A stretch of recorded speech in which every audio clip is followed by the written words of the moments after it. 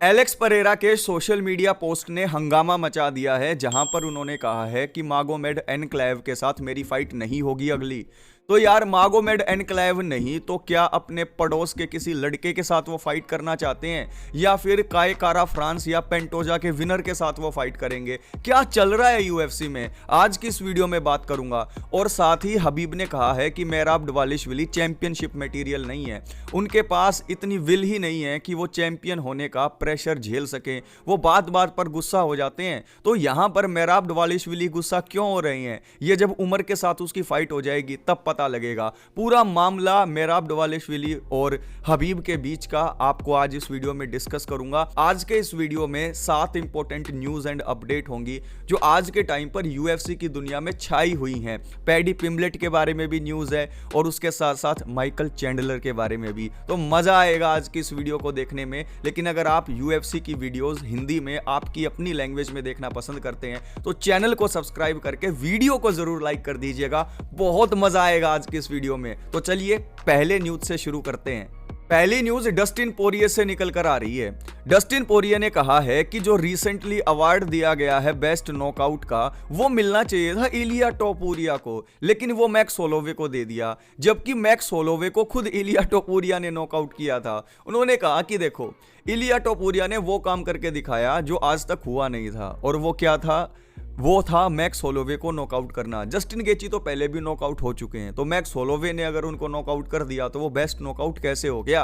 लेकिन इलिया टोपुरिया ने तो वो करके दिखाया ना जो आज तक किसी ने नहीं किया था। तो यहां पर अवार्ड मिलना चाहिए था इलिया टोपुरिया को। अगर बेस्ट फाइटर नहीं मिला तो कम से कम बेस्ट नॉकआउट का तो मिलना ही चाहिए था। और मैं डस्टिन पोरिये की इस बात से 100% एग्री करता हूं। आप मुझे बताओ खुद, आप नीचे कमेंट करके कि यार डस्टिन पोरिये का कहना ठीक नहीं है क्या? इलिया टोपुरिया का बेस्ट नॉकआउट नहीं था क्या? डस्टिन पोरिये का कहना गलत है और मैक्स होलोवे ने जो जस्टिन गेची को नॉकआउट किया था वो बेटर था? आपके हिसाब से किसको मिलना चाहिए था बेस्ट नॉकआउट का अवार्ड? कमेंट कीजिएगा। सेकंड न्यूज निकल कर आ रही है एलेक्स परेरा की। एलेक्स परेरा ने अभी अपनी सोशल मीडिया पे रिसेंटली पोस्ट करके बताया कि मागोमेड एनक्लेव के साथ उनकी नेक्स्ट फाइट नहीं होगी। अगर मागोमेड एनक्लेव नहीं तो फिर कौन? आप एक बार टॉप 5 की लिस्ट को देखिए। नंबर 1 कंटेंडर मागोमेड एनक्लेव है, उनको मिलना चाहिए टाइटल शॉट, लेकिन उनको मना किया जा रहा है। फिर उसके बाद आप जमाल हिल और यिरी प्रोहात्स्का को देख रहे हैं, इनकी आपस में फाइट है और इनको पहले भी एलेक्स परेरा इजीली हरा चुके हैं। उसके बाद यान ब्लोविच को देखो, उसको भी हरा चुके हैं, और अलेक्जेंडर राकिच अपनी पिछली फाइट हार कर बाहर हो गए थे। तो टॉप 5 के अंदर कोई आपको दिखाई दे रहा है जिससे एलेक्स परेरा की फाइट हो सकती है? सिर्फ मागोमेड एनक्लेव ही एक लौते हैं। लेकिन यहां पर मागोमेड एनक्लेव के साथ उनकी फाइट नहीं होगी, तो इसका मतलब है कि एलेक्स परेरा कहीं ना कहीं डक कर रहे हैं मागोमेड एनक्लेव को। आप खुद बताओ, अगर मेहराब दवालिशविली नहीं फाइट करना चाहते थे उमर से, तो वो उनको डक कर रहे हैं, ऐसा सब ने मान लिया, सब उनके सिर के ऊपर टूट गए। लेकिन अगर same treatment Alex Pereira Magomed Ankalaev के साथ कर रहे हैं तो क्या वो उन्हें डक नहीं कर रहे? अगर जॉन जोन्स टॉम एस्पिनल को डक कर रहे हैं, अगर मेहराब दवालिशविली उमर को डक कर रहे थे, तो यहां पर उस हिसाब से एलेक्स परेरा भी मागोमेड एनक्लेव को डक कर रहे हैं। वो जीत सकते हैं, हरा सकते हैं मागोमेड एनक्लेव को, लेकिन वो फाइट नहीं करना चाहते हैं। इसके पीछे रीजन कुछ भी हो सकता है। आपको क्या लगता है कि क्या मेन रीजन है? और आपके हिसाब से क्या एलेक्स परेरा रियलिटी में डक कर रहे हैं? और अगर मागोमेड एनक्लेव नहीं तो फिर किसके साथ फाइट होगी यार लाइट हैवीवेट चैंपियनशिप के लिए? मुझे तो समझ नहीं आ रहा, आप बताइएगा कमेंट बॉक्स में। तीसरी न्यूज में हबीब ने कहा है कि मेहराब दवालिशविली बात बात पर गुस्सा हो जाते हैं, उनके पास एक्सपीरियंस नहीं है चैंपियन बनकर कैसे बिहेव करना है इस बात का। और उन्होंने यह भी कहा कि मेंटली वीक है मेहराब दवालिशविली, क्योंकि उनके मेंटली हेड के अंदर एंटर करके उनको परेशान करना काफी ईजी है। हबीब का कहना यह है कि आपको लग रहा होगा कि यार उमर से वो नाराज क्यों है, तो उन्होंने कहा कि वो नाराज सिर्फ इसलिए हैं क्योंकि उनके दिल को पता है कि मेहराब दवालिशविली हारने वाले हैं इस टाइटल फाइट को। तो जब टाइटल फाइट के बाद रिजल्ट आएगा तो आप सबको पता लग जाएगा कि मेहराब दवालिशविली बेबात के इतने गुस्सा क्यों हो रहे थे।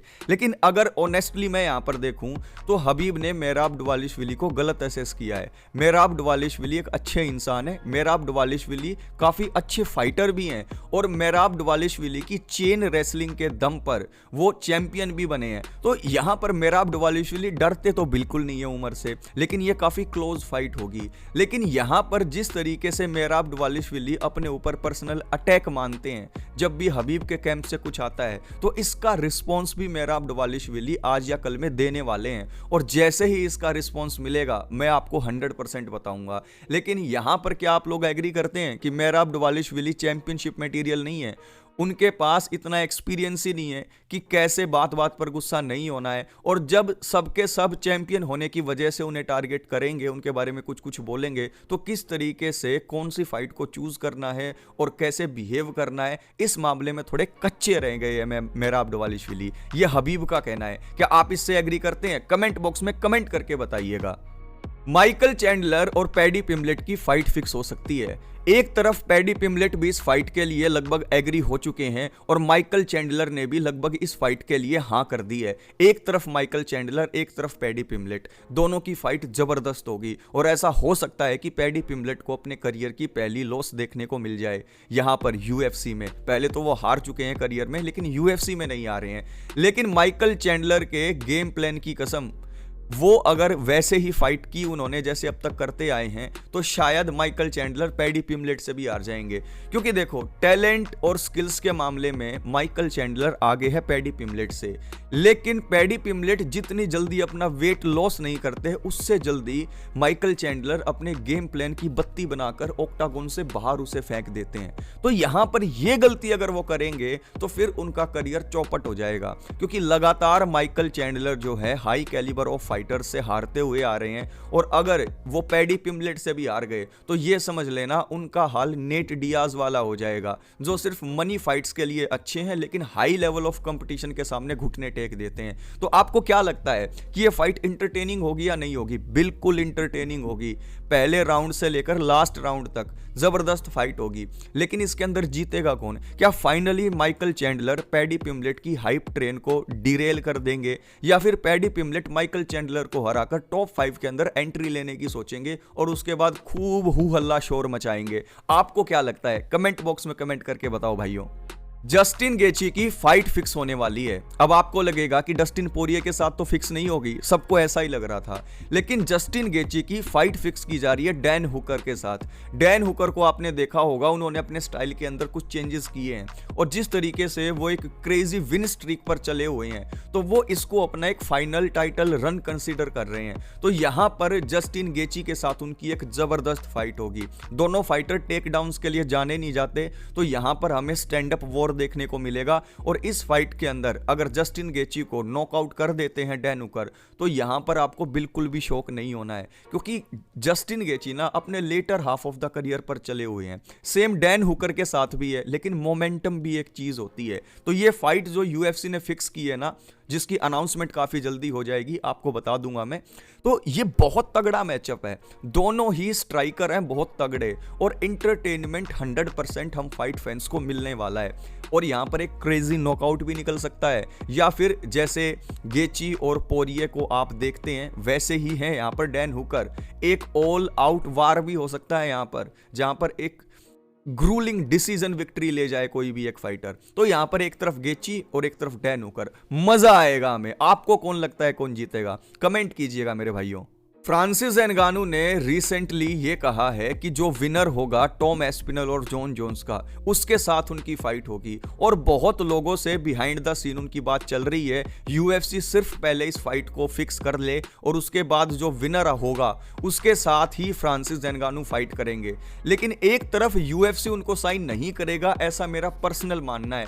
लेकिन जब बार बार ये खबरें निकल कर आती है, तो क्या पता डेना वाइट का सबसे बड़ा सरप्राइज जो वो हमें 2025 में देने वाले थे यही हो। तो आई होप कि टॉम एस्पिनल और जॉन जोन्स की फाइट हो जाए और उसके विनर की फाइट हो फ्रांसिस एनगानू के साथ। अब आप मुझे क्रेजी सिनेरियो में हेल्प करो थोड़ा। एक तरफ फ्रांसिस एनगानू, दूसरी तरफ जॉन जोन्स, कौन जीते आपके हिसाब से बताइएगा। और जॉन जोन्स को भी थोड़ा साइड में रखो, एक तरफ टॉम एस्पिनल और एक तरफ फ्रांसिस एनगानू। क्या आपको लगता है कि टॉम एस्पिनल फ्रांसिस एनगानू को फिनिश कर देंगे, या आपको लगता है कि फ्रांसिस एनगानू की पावर के सामने टॉम एस्पिनल घुटने टेक देंगे? Who is better, Tom Aspinall और फ्रांसिस एनगानू? या फिर जॉन जोन्स? कमेंट बॉक्स में इनको रैंक करके जरूर बताइएगा। नेक्स्ट न्यूज निकल कर आ रही है चेल सनन से। चेल सनन एक अमेरिकन बैड एस है, आपको पता है, काफी क्रेजी उनकी पर्सनैलिटी है, माइक स्किल उनके काफी तगड़े हैं और one of the best trash talkers में उनको गिना जाता है। उन्होंने कहा है कि उनके साथ फाइट करने की बात चल रही है, किसकी? होर्हे मासविडाल की।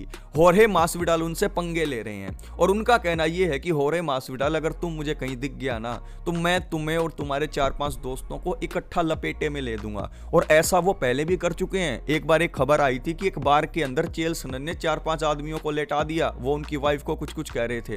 तो ऐसे में अगर होर्हे मासविडाल हत्थे चढ़ गए चेल सनन के, तो चेल सनन इस एज में भी ना ऐसे चाटे मारेंगे होर्हे मासविडल को कि उनको नानी याद आ जाएगी। तो होर्हे मासविडल, प्लीज आप कोबी कोविंगटन की तरह पीछे से अटैक कर देना, लेकिन सामने से दोस्तों को भी लेकर जाओगे। तो चेल सनन का कहना यह है कि कम से कम 5-7 बंदे आना, सबकी हड्डियां तोड़ दूंगा। तो दोस्तों, आज की इस वीडियो में हमने काफी सारी इंटरेस्टिंग और इंपॉर्टेंट न्यूज एंड अपडेट्स को डिस्कस किया, जिनको सुनकर आपको मजा आ गया होगा। ऐसे ही latest news and update UFC combat sports से रिलेटेड आप तक मैं पहुंचाता रहूंगा। बस जल्दी से इस वीडियो को लाइक करके चैनल को सब्सक्राइब कर देना है। मिलता हूं आप सबसे नेक्स्ट वीडियो में, तब तक के लिए take care and keep inspiring yourself.